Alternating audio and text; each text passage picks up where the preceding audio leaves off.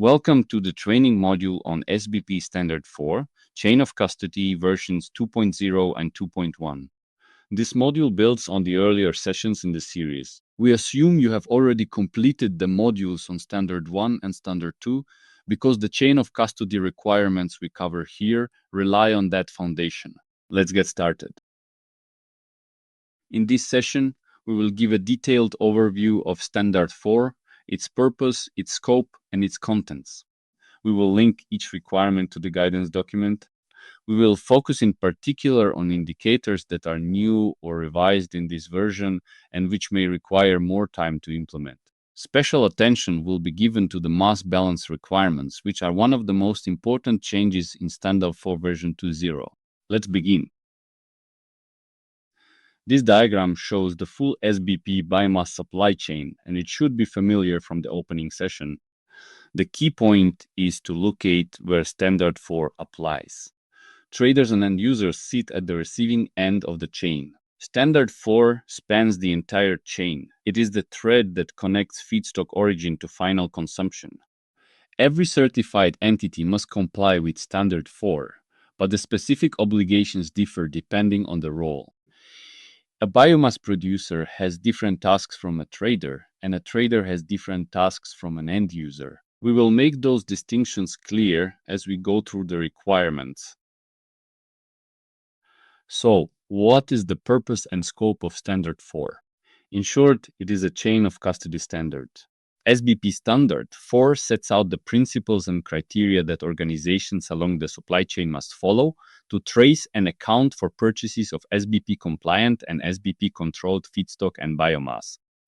It is used by organizations in the biomass supply chain to have confidence that biomass purchased with an SBP claim meets the requirements of Standard 2 and, where relevant, Standard 1. Some historical context is useful here. The previous version 1.0, relied heavily on the chain of custody requirements of other certification systems, in particular FSC and PEFC. Standard 4 itself contained very few requirements of its own. This approach was not ideal for several reasons. It was difficult to keep up with changes in the FSC and PEFC systems. The scope of those systems covers many products beyond biomass, so not all requirements were relevant. And critically, the FSC and PEFC chain of custody systems were not compatible with the mass balance rules of the EU Renewable Energy Directive, known as RED II. A decision was therefore taken to develop a self-sufficient SBP chain of custody standard.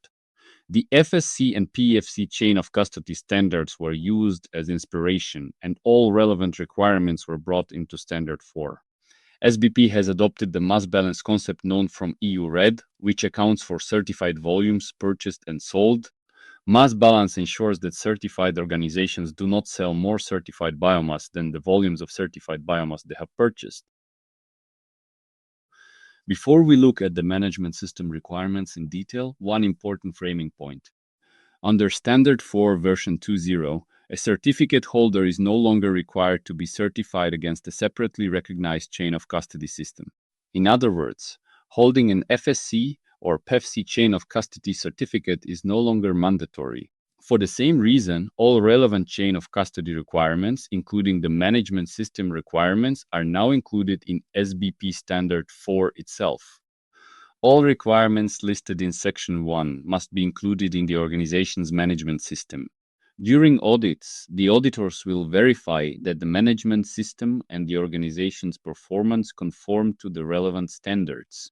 The SBP management system requirements follow conventional chain of custody practice and should be familiar to anyone with prior experience of these systems. Many example chain of custody procedures are available online. In version 2.1, only 2 minor changes were introduced here. The list of product types has been extended, and it has been clarified that third parties performing outsourced activities must comply with the outsourcing procedures provided by the organization. For this reason, the rest of this section focuses only on 2 genuinely new areas: stakeholder engagement and business integrity. A stakeholder engagement plan, often abbreviated as SEP, is a new requirement under Standard 4 and one that certificate holders consistently need guidance on. SBP published a dedicated guidance document in March 2026, which sits alongside Standard 4. The relevant indicators are 1.16 to 1.20, a useful mental model. Standard 2 stakeholder engagement is about your feedstock supply base. Standard 4 stakeholder engagement is about you, your site, your operations, and your direct footprint on the people around you. That distinction matters. If you already run a stakeholder program under Standard 2, you do not have to duplicate it. But you do need to cover the standard foreground. That includes dust coming off your storage pile, noise from your chippers, truck movements through nearby villages, and emissions at your harbor. The stakeholder engagement plan requirement applies to every certificate holder, biomass producers, traders, and end users. You cannot opt out on the basis that you do not complete a supply base evaluation. The starting point is a preliminary impact assessment. This is not a formal study. You do not need an environmental consultant. It is a practical scan. Review your planned operations. Walk the site. Talk to a few neighbors. Check any complaint log you already have. And use the 4 impact categories as a prompt list: environmental, social, economic, and governance and legal. The output is not a report. The output is a realistic picture of who could be affected and by what. Once you have identified the impacts, you link each one to the stakeholders it actually touches. Dust from trucks on a village road. The stakeholders are the residents, the local school, and the health authority. Significant water use, nearby farmers. That mapping from impact to stakeholder is what makes your stakeholder engagement plan targeted, rather than a generic checklist. In the next slide, we walk through the 5 steps of the stakeholder engagement plan lifecycle. This slide shows the 5 steps of the stakeholder engagement plan lifecycle. Think of it as a loop, not a one-off exercise. Step 1, identify. The preliminary impact assessment from the previous slide is the starting point. The task now is to translate those impacts into a prioritized stakeholder list. Use 2 factors to prioritize: how affected the group is and how much influence it has on your operations. A community experiencing health effects from dust is high priority. A distant, non-governmental organization with a general interest in the sector is lower priority. Not every identified stakeholder needs to be engaged. Step 2, plan. Different stakeholder groups need different engagement methods. Local communities benefit from community meetings, local newsletters, and notices about truck routes. Workers benefit from briefings, safety meetings, and suggestion boxes. Indigenous peoples require culturally appropriate engagement. Meetings with community leaders, use of local languages, respect for traditional protocols, and free, prior, and informed consent where rights are engaged. Regulators require formal consultation and compliance reporting. The guidance document includes a full method by group table if more detail is needed. Step 3, engage. 2 principles matter here. First, inclusivity. Proactive outreach to underrepresented groups, adjusted meeting times and locations, and language access. Second, clear communication.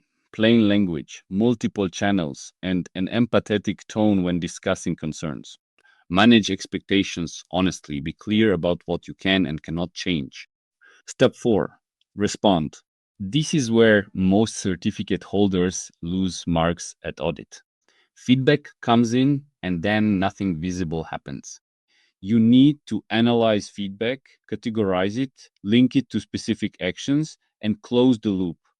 Tell the stakeholder what you did with their input and why. Even if you did not act on it, acknowledge it and explain. Step 5, monitor. Standard 4 requires a review at minimum every 5 years. In practice, most operations change faster than that. The guidance therefore recommends at least an annual light review, plus a deeper 5-year review. Track the right indicators: participation breadth, grievance resolution rate, stakeholder satisfaction, and whether the engagement is actually changing anything. 2 further requirements deserve their own mention. First, the complaints procedure is a required part of the stakeholder engagement plan. 4 things it must include: a named responsible person, confirmation of receipt within 10 calendar days, a clear process to review and respond, and accessibility. If your stakeholders speak a different language, the procedure must be available in that language. Second, evidence. Auditors will want to see the written stakeholder engagement plan, meeting records, emails, a grievance log, and where indigenous rights are relevant, free, prior, and informed consent documentation. Keep this evidence organized and readily available. One final practical point: the stakeholder engagement plan is site specific. If you operate multiple sites, each site needs its own plan tailored to local circumstances. A corporate level plan on its own is not sufficient. Full method tables, impact examples, and evidence details are set out in the SBP Guidance for Standard for Chain of Custody Stakeholder Engagement Plan, version 1.0, published in March 2026. This section covers business integrity. The first 3 requirements address legality of operations, anti-corruption measures, and occupational health and safety, which is sometimes abbreviated as OHSAS. First, legal and regulatory compliance. The organization must comply with all applicable laws and regulations in the countries where it operates. Second, anti-corruption and occupational health and safety measures. Anti-corruption measures should be appropriate to the scale of the organization. Implementation of occupational health and safety includes a designated representative, appropriate procedures, and training for staff. Third, a self-assessment against requirements 1.21, 1.22, and 1.23. The organization must maintain an up-to-date self-assessment that describes and documents how it has implemented these measures, along with any available information on their effectiveness. The effort should be proportionate to the organization's size and activities. Fourth, a self-assessment and statement against Standard 1, Criterion 4.1. Standard 1 applies to feedstock, but the organization must also follow the same social principles within its own operations. This requirement ensures that decent working conditions are provided and that labor rights are safeguarded for the organization's own employees. The statement may be newly developed or adapted from an existing one. It should demonstrate the organization's responsibility, its commitment, and its expectations for respecting human and labor rights. For further details, refer to the guidance document.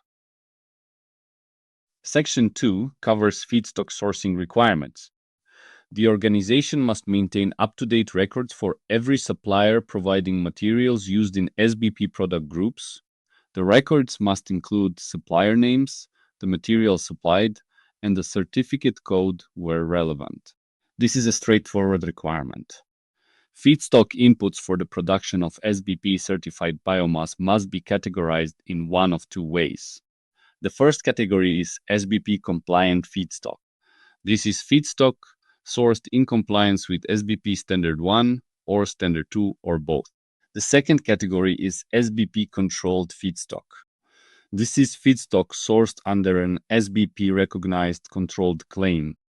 From the Standard 2 module, we know that SBP-compliant biomass can be produced in 3 ways: by running a supply-based evaluation against Standard 1, by sourcing processing residues that carry an SBP-recognized certification claim, or by sourcing post-consumer feedstock and complying with Annex 1 of Standard 2.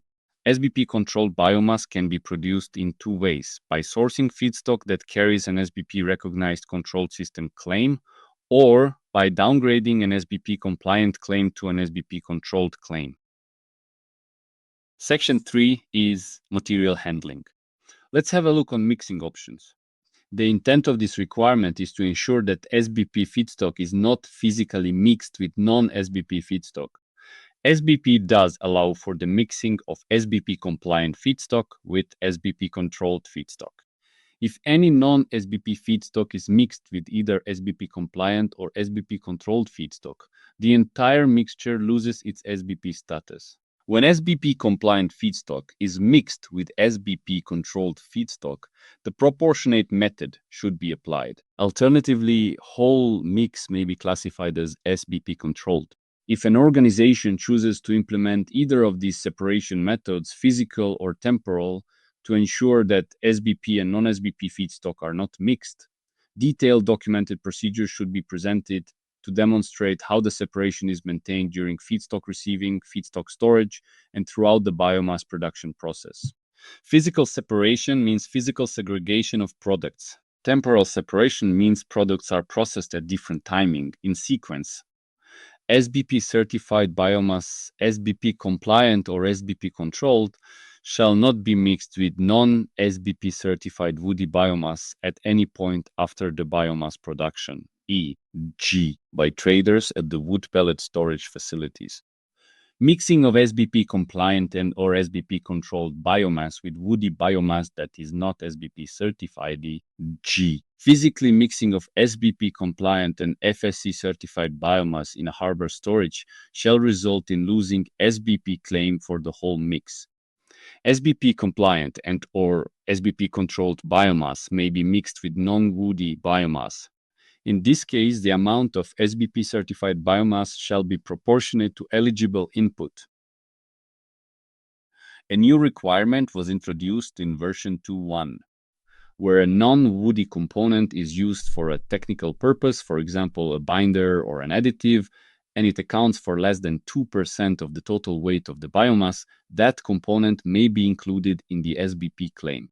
The non-woody component must not be of fossil origin. Section 4 covers traceability. It addresses input purchasing, material accounting, mass balance, output sales, and claims. This part of Section 4 sets out the core traceability requirement. All transactions of material included in the organization's SBP product group schedule must be traceable at least one step upstream and one step downstream. All material must also be accounted for while it is under the organization's legal ownership. In practice, this means the organization must record at minimum its supplier and its customer. Biomass producers running a supply-based evaluation will need deeper traceability back to the forest, but that is handled in Standard 2. Next, the standard includes a list of information that the supplier must provide for the supplied material. The organization must also implement an appropriate control mechanism when goods are received. The organization must ensure that feedstock conforms with all applicable requirements in Standard 2. Conformance can be demonstrated through a supply-based evaluation, through the use of an SBP-recognized claim, or by demonstrating post-consumer status. Finally, the organization must define a reference that links the physical material to the data transfer system transaction. This reference can be, for example, the order number or the invoice number. The next subsection covers material accounting. First, quantities of input and output must be tracked, and they must be reconcilable. Second, the conversion factor must be calculated and applied correctly. The use of conversion factors must ensure that the feedstock group and other attributes of the biomass output align proportionately with the feedstock inputs on a dry weight basis. The organization must define and record the methodology used to calculate conversion factors and must keep access to the records on which the calculation is based. Determination of conversion factors must be based on actual production data, including determined and undetermined losses. Those losses must also be recorded. Next, there is a requirement about so-called double counting. This requirement is inspired by the FSC and PEFC chain of custody standards. It is designed to prevent double counting of sustainability claims across voluntary certification schemes.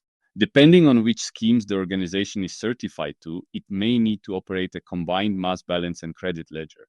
Check the guidance document for details and worked examples. Finally, there is a specific requirement for organizations that trade biomass without taking physical possession and without mixing, for example, traders or mobile tippers. Those organizations must not use mass balance material accounting. They must use a separation system instead. Most biomass producers will want to mix different feedstocks, and they will therefore apply what is known as a mass balance methodology. For organizations choosing to use a mass balance system for material accounting, the organization must set up and maintain a mass balance account. Additions and deductions of eligible input must be recorded to that account for a single physical site. As already discussed, a conversion factor must be calculated and applied. Mass balance must be calculated per product type, per product group, and per claim. Product groups are covered in the next slide. The mass balance time period is defined based on the type of feedstock. This is covered in a separate slide. Mass balance must be calculated separately for each site and for each legal entity. The so-called cross-site credit approach used in the FSC system is not allowed. In certain cases, an organization's mass balance may temporarily show negative balances for some product groups or other imbalances between the characteristics of biomass produced and biomass sold. This is permissible as long as any imbalances are resolved within the defined balancing period, so that the characteristics of biomass produced during that period align with the total characteristics of biomass sold or carried over to the next balancing period. A positive balance may be carried over to the next fixed balancing period, up to the total corresponding amount of physical material in stock at the end of the balancing period. One final point. The organization must make all mass balance data available to the certification body in advance of the planned audit. This matrix summarizes how the maximum balancing period is determined. It depends on two things: the type of operator and the feedstock mix or biomass being handled. There are three key points to emphasize. First, this is an organization level decision. Once you choose a balancing period, it is fixed. You cannot switch between 3 months and 12 months depending on the situation. Second, the 12-month option is restricted to biomass producers handling primary feedstock only. Primary feedstock means forest and trees outside forest. As soon as any processing residues or post-consumer material enter the mix, the balancing period drops to 3 months. Even a small share of residues triggers this change. Third, if you are a biomass trader, the 12-month option is not available to you at all. Traders always use a 3-month balancing period, regardless of the feedstock. In short, only one combination qualifies for 12 months, a biomass producer with primary feedstock only. Every other combination is capped at 3 months. This approach was already defined under the bridging ID of the EU Renewable Energy Directive. In Standard version 2.1, we aligned the rules with the EU Renewable Energy Directive. Before we look at a worked example of mass balance, a few words about product groups. Bit of historical context first. SBP Standard 4 version 1.0 had a concept called Dynamic Batch Sustainability Data, abbreviated as DBSD. It was used to account for Dutch SDE Plus claims and categories. Because DBSD was only used for Dutch claims, some data was dynamic for certain markets, for example SDE Plus Category 5 or Flanders restricted claims, but static for others. SBP Standards version 2.0 changed this so that sustainability data is now dynamic for all transactions. To achieve that, where the organization is a biomass producer, it must categorize its product types, for example wood chips or pellets, into product groups. Product groups are used for mass balancing and for controlling claims. Each product group may include one or more feedstock groups. At a minimum, the biomass producer must create separate product groups for each product type, such as pellets or wood chips, and for each SBP claim, meaning SBP compliant or SBP controlled. A unique 2-digit product group ID must then be assigned using the following feedstock classification rules. Code 1A, forest feedstock. Code 2A, trees outside forest from urban and landscape sources. Code 3A, trees outside forest from agricultural land. Code 4A, processing residues feedstock. Code 5A, post-consumer feedstock. This approach allows sustainability data to be dynamic with every transaction. So, If an end user receives a transaction with Product Group ID 5A, it knows that the corresponding amount of pellets was deducted from the mass balance account for post-consumer feedstock. Data in the sustainability audit report then only complements this with more specific details: feedstock origin, shape, moisture content, transport distances, and so on. This is covered in the next module about Standard 5. We will also cover their concepts like SAR or DTR that you see on this slide. For now, just think of this long reference code as a data tracking tool. It is called Production Batch ID. But again, we will cover this in module on Standard 5. You may be wondering what the letter A inside Product Group ID stands for. We will learn that in a moment. So what does the letter A in the product group code mean? The decision to categorize biomass into additional product groups is optional.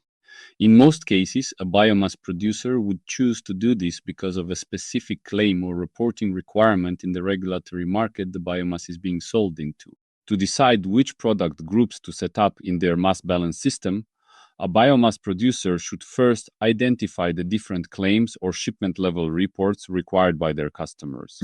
Examples include the need to avoid feedstock from a certain country or to follow special exclusions, for example, stumps. A unique product group ID must then be assigned to each product group. If only the minimum mandatory level of product group is used, then the A in the product group ID is set to 0. For example, the code 10 is used for forest feedstock at the minimum mandatory level. Each additional voluntary characteristic is given its own unique value for A. For example, one might be used for forest feedstock from the USA, and 1.2 for forest feedstock from Canada. How this information is transferred through the supply chain is covered in the next module on Standard 5. This slide shows a simple illustration of mass balance at a pellet production site. 2 framing points before we start. The balancing period used here is 3 months, January 1st to March 31st. This is the maximum allowed under the EU Renewable Energy Directive when the feedstock mix includes anything other than primary feedstock only. Processing residues are present in this example, so the 12-month option is not available. The conversion factor is set at 1:1 for simplicity. 1 ton of feedstock in produces 1 ton of pellets out. The example shows 3 feedstock inputs grouped by category. First, forest feedstock, 1,000 tons received. Second, trees outside forest, agriculture category, 400 tons received. Third, processing residues, 375 tons received.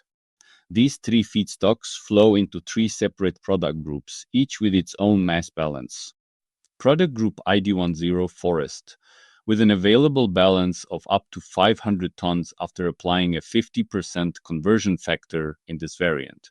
Product Group ID 30, trees outside forest from agriculture, with an available balance of up to 200 tons at an 80% conversion factor.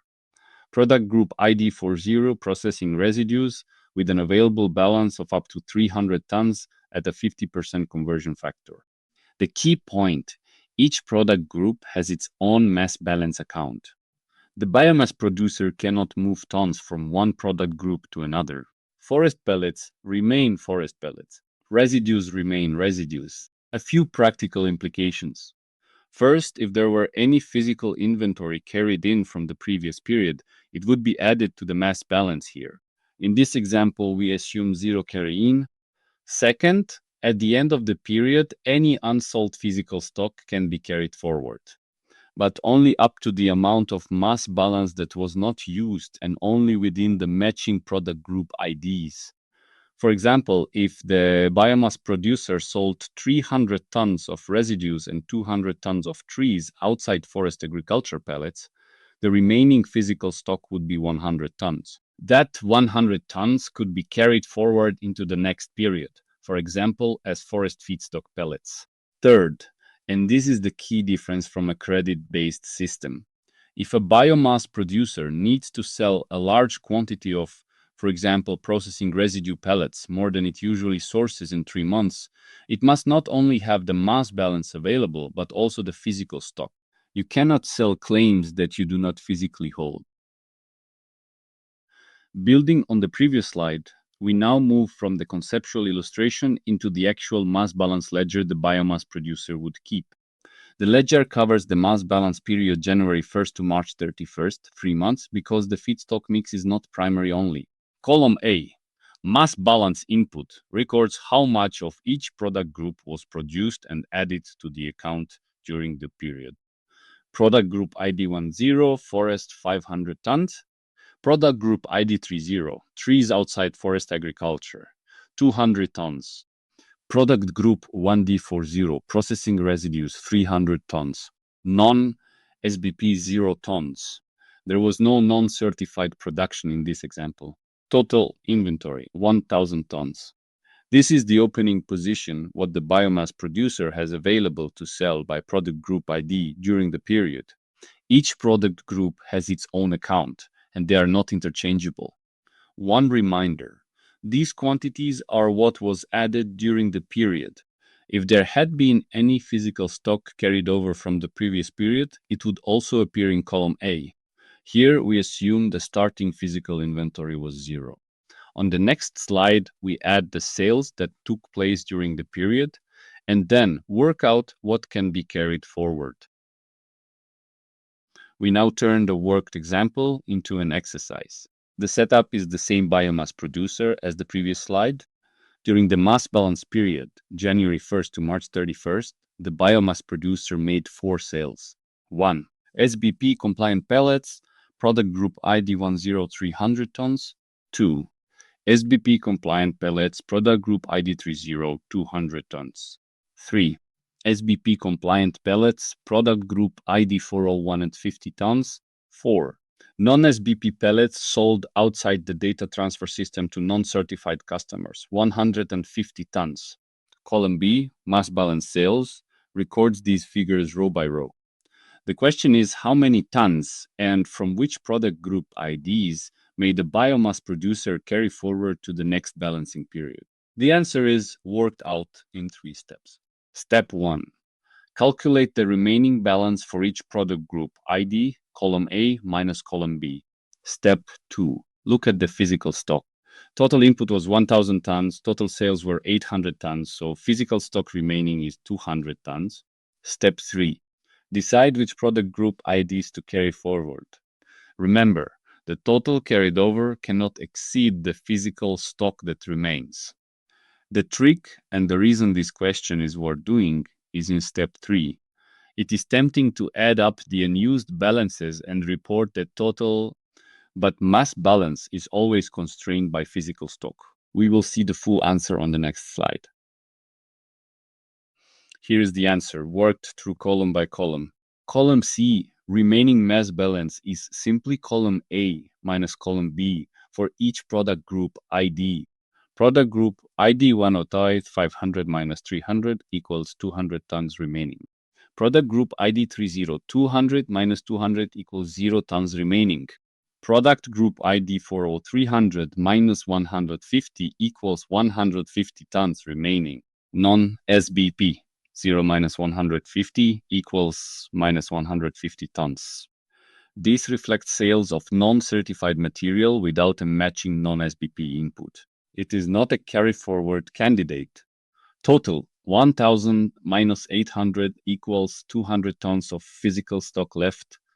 So on paper, the biomass producer has unused balances of 200 tons of product group ID10 and 150 tons of product group ID40, a combined 350 tons of unused mass balance. But only 200 tons of physical pellets remain in the warehouse. This is the key insight. Carryover is limited to physical stock. The total tons transferred to the next period summed across all product group IDs cannot exceed the 200 tons physically in inventory. What goes in column D, eligible to transfer to next period, is therefore a decision the biomass producer has to make. The valid options are carry forward 200 tons of product group ID10 and 0 of product group ID40, or carry forward 150 tons of product group ID40 and 50 tons of product group ID10, or any other split as long as the total does not exceed 200 tons. The biomass producer cannot carry forward 350 tons because those pellets do not physically exist anymore.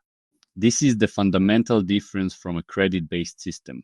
In a credit system, all 350 tons of unused balance could in principle be banked. Under SBP's physical mass balance, claims and physical stock must stay aligned. One more point. The non-SBP row shows a negative remaining balance of minus 150 tons. This means the biomass producer sold 150 tons as non-SBP without having a matching non-SBP input during the period. In practice, the 150 tons of non-SBP sales were drawn from what was physically certified pellets, downgraded at the point of sale. This is allowed, but it reduces the carry-forward position as we have just calculated. It is worth noting because some readers will ask how a negative row is possible. We now shift from biomass producers to traders. The mechanics of mass balance are the same, but there are a few important differences to highlight. The setting is a typical trading site or harbor storage facility where certified biomass from multiple producers arrives, is stored, and is shipped out to customers. 4 points stand out. First, initial product group ID assignment is done by the biomass producer, not the trader. The trader inherits the product group IDs that come in on the delivery documentation and must keep them intact through their own mass balance. Second, traders with physical possession are allowed to mix SBP compliant and SBP controlled biomass, for example, pooling them in the same harbor storage silo. The mass balance ledger still tracks them separately, but the physical pellets can share a warehouse. What traders cannot do is mix SBP certified biomass with non-SBP biomass. That would contaminate the entire batch. Third, the typical implementation is a ledger or spreadsheet. Each incoming shipment is recorded as a credit to the appropriate product group ID account. Each outgoing sale is recorded as a debit against the matching account. This is the same structure we saw for the biomass producer applied to traded volumes rather than produced volumes. Fourth, each product group ID is tracked in a separate account. Traders cannot substitute one product group for another. If you receive 500 tons of product group ID 10 and 200 tons of product group ID 30, you maintain two separate running balances. A reminder from earlier in the module, the maximum balancing period for any trader is 3 months. The 12-month option is not available to traders regardless of the feedstock mix they handle. This is a common point of confusion. On the next two slides, we'll look at a worked example of how this plays out at the end of a balancing period. This is a worked example showing how a trader keeps a mass balance ledger at a site or harbor. The ledger tracks two things in parallel. First, incoming shipments. These are credits to the mass balance. Each shipment is entered with its product group ID, its tonnage, and the source, meaning which biomass producer it came from. A trader will typically receive multiple product group IDs over the course of a balancing period, each on their own row. Second, outgoing sales. These are debits. Each sale is entered with the product group ID it is drawn from, the tonnage, and the customer. The product group ID must match what the trader has in stock. You cannot sell a product group ID you have not received. At any point in time, the running balance for each product group ID is simply credits minus debits. That is the mass balance. Two things are worth flagging. Each product group ID has its own account. There is no pooling across product groups in the ledger, even if the physical pellets are stored in the same silo. And the balancing period for a trader is 3 months. This is not a choice, it is fixed for all traders. On the next slide, we take this example to the end of the balancing period and work through what the trader has to do to close it out. This slide continues the trader example and walks through what happens at the end of the 3-month balancing period. There is a 4-step checklist with a worked example alongside. The example uses a total mass balance of 270 tons and physical inventory of 70 tons. Step 1. Calculate the mass balance at the end of the period. This is the sum of credits, incoming shipments, minus debits, outgoing sales across all product group ID accounts. In this example, the end of period balance totals 270 tons. Step 2. Measure or define the physical inventory actually in the warehouse. Physically count or weigh what is on site. In this example, 70 tons of pellets are physically present. Step 3. Decide which product group IDs to transfer into the next period. The carry forward is kept at the physical inventory. Since physical stock 70 tons is less than the mass balance 270 tons, the trader can only transfer 70 tons forward. The trader chooses which product group IDs make up those 70 tons, typically matching what is actually sitting in the warehouse. Step 4. Deduct the remainder from the mass balance. The gap between the 270-ton paper balance and the 70 tons of physical stock, that is 200 tons, cannot be carried forward. It simply drops out of the system at the end of the period. In practice, this represents claims that were not matched by physical pellets. The key insight from the biomass producer exercise applies here too. Whenever the mass balance exceeds the physical inventory, the excess is lost at the end of the period. Mass balance is always bounded by physical stock, for biomass producers and for traders alike. A closing thought. What operational practices should a trader put in place to avoid routinely losing balance at period end? The answer includes tighter inbound-outbound timing, better stock visibility, accurate product group ID matching on sales, and realistic forecasting of what will physically be on site at the end of each quarter. This slide deals with a practical transitional question that some traders and downstream buyers are asking right now. What do you do if a supplier still sends v2.0 production batch IDs? 3 dates matter here. August 2023, SBP Standard version 2.0 became effective. This is when the new product group ID framework, with product group IDs tracked separately in the mass balance, was introduced. The 9th of November 2025, the transition deadline. By this date, every certificate holder had to have completed their audit against version 2.0. So on paper, version 1.0 is no longer an active standard. All certificates are now issued under version 2.0. April 2026. Today, we are roughly 5 months past the deadline. The first message is therefore that all certificate holders are now certified to version 2.0. The transition is formally complete. However, and this is the reason this slide exists, biomass produced under version 1.0 may still be physically moving through the supply chain. Pellets produced before the transition can still be sitting in a silo, on a vessel, or in a port warehouse. Those shipments will arrive with the old version 1.0 documentation, which does not include a product group ID.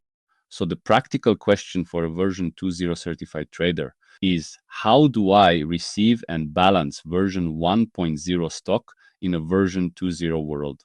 The answer has 3 parts. First, use the old mass balance system for version 1.0 stock. That means a general mass balance account without product group ID segregation, exactly the way it worked under version 1.0. Do not try to retrofit a product group ID onto version 1.0 material. The sending producer never assigned one, and you cannot invent it downstream. Second, apply the version 2.0 product group ID based mass balance for any new version 2.0 supplies. Each product group ID in its own account, as covered in the previous exercises. Third, run both systems in parallel until the version 1.0 stock is fully consumed or sold. This means 2 ledgers during the transition, 1 legacy general account ledger that is being drawn down, and 1 new product group ID segregated ledger that is growing. When the version 1.0 ledger hits 0, the organization switches to version 2.0 only. 2 additional points worth flagging. Volumes of version 1.0 stock should diminish rapidly. Pellets do not sit in warehouses for years, and the 3-month balancing period for traders forces a natural flush of old stock. In practice, most traders will be version 2.0 only within 1 or 2 balancing periods after the deadline. When in doubt, especially about edge cases, such as version 1.0 stock that has been physically mixed with version 2.0 material in the same silo, consult your certification body before acting. It is much cheaper to ask than to fix a non-conformity at the next audit. This dual system situation is temporary. The end state is clean. One ledger, version 2.0 only, with Product Group IDs.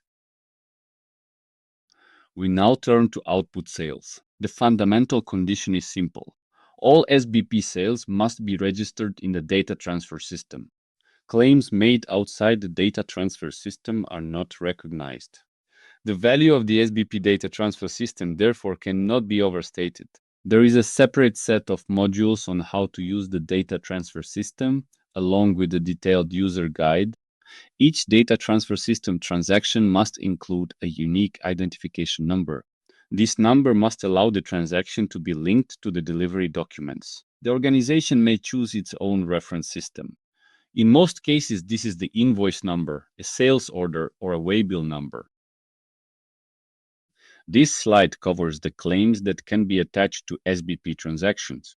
There are 3 existing claim rules carried over from version 2.0 and 2 new requirements introduced in version 2.1. First, the SBP compliant claim. This claim may only be used for products within the certificate scope that meet the eligibility requirements. This is clause 4.21, unchanged from the previous version. Second, the SBP controlled claim. This claim may be used for biomass produced from feedstock that conforms to either the SBP control definition or the SBP compliant definition. This is clause 4.22, slightly reworded in version 2.1 to make the OR explicit. Third, biomass that has been mixed with non-certified woody biomass cannot carry any SBP certified claim.